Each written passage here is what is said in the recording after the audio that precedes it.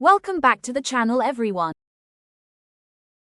Welcome to our whiteboard animation on the fascinating topic of conservation of energy. Today, we'll explore how energy is never lost, only transformed. Are you ready to embark on this journey with us? First, let's define energy. Energy is the ability to do work or cause change. It comes in various forms, like light, heat, chemical, and kinetic energy. Imagine the sun shining, a light bulb glowing, or water rushing down a waterfall. These are all manifestations of energy. Now, let's dive into the law of conservation of energy. This fundamental principle states that energy cannot be created or destroyed in an isolated system. Instead, it is transformed from one form to another. Think of it as a balance scale, where the total energy before and after a transformation remains constant.